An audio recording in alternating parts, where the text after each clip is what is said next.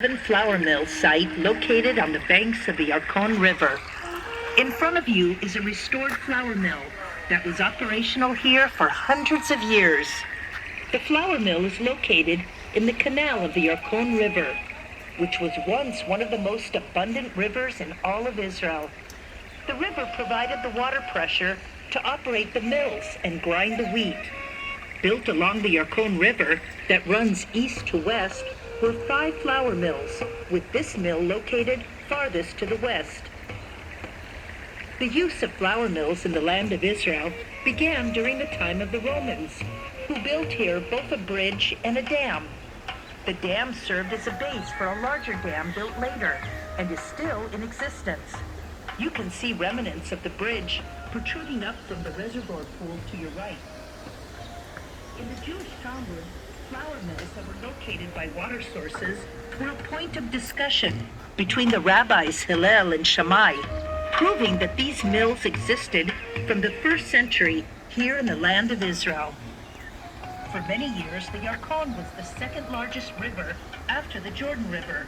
Therefore, it was reasonable to assume that ancient flour mills were once present here, but no remains were found due to the strong water flow. This flour mill was operated during the 19th century by residents of the local small village of Jerisha. The village was located close to the banks of the Yarkon, that in Arabic was called El Uja. There were 3 buildings here that served the purpose of grinding flour. The northern and the southern buildings had 2 grinding mechanisms each, while the western one, that was the largest, had 7 mechanisms. Hence the name of the site, the 7 flour mills. The buildings were constructed from local sandstone called kukar, and parts of them can still be seen around the site. The southern flour mill in front of you is the restored one. Every grinding mechanism included 2 millstones, laying one on top of the other.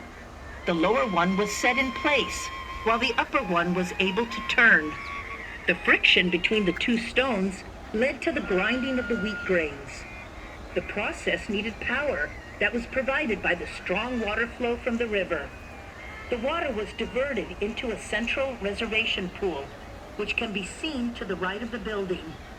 From there, the water flowed through an inclined canal onto a water wheel made out of wood or iron, which transferred the circular movement to the millstones.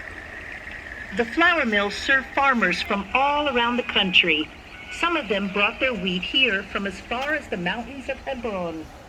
Quite often, they had to wait in line for days to have their wheat ground. Therefore, a restaurant and a coffee shop were open to serve them. Gradually, the area was developed for recreation and leisure for the residents of the region. Even a boat dock was erected. This flour mill provided 4,000 tons of flour annually, enough to produce bread for 30,000 people. Following technological development that included the use of steam and diesel motors, the use of water mills declined gradually until it completely stopped in 1936. The buildings were abandoned, fell into ruin, and disappeared under the overgrowth of greenery. In 2001, 65 years after the flour mills stopped functioning, they were exposed by the Israel Antiquity Authority and the Sheva Park, and the process of restoration began. The reservoir pool was exposed, the domes were found, and the walls of the building were partially restored using sandstone and chalk from the site. During the 1997 Maccabiah Games, a devastating disaster happened when a faulty bridge collapsed on which Australian athletes were crossing over the Yarkon, killing 4 people and injuring dozens more. Following this tragic event, a fund in their memory was established to restore this site. It was mainly financed by the Jewish communities in Australia and Italy through the Jewish National Fund and with the cooperation of Ganei Yeshua and the municipality of Tel Aviv. The process of planning and carrying out the partial restoration of the site. Don't stop watching. Let me show you the Yarkon River. And the dam. Then that is the artificial pool that they built. The dam is right there when the fisherman is sitting. And Yarkon River, let me show you. You see the dam here. Let me take you to Yarkon River, and you will see it from there.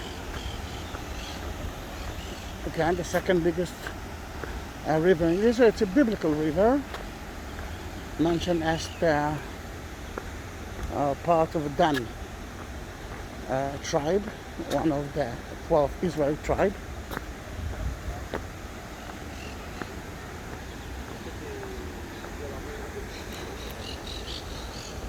This is part of the dam. Oh, look at the Egyptian goose, female animal, are always coupled. Don't go away, don't go away. If you like those kind of videos and you want to see more of the Holy Land, subscribe my channel. And there are more than 18,000 videos of it. Then don't even hesitate. This is the Yarkon River. You can hear the dam, but this is the river itself. It reached the Mediterranean Sea, crossed Tel Aviv into, actually divided Tel Aviv into two. We'll see you in my next video.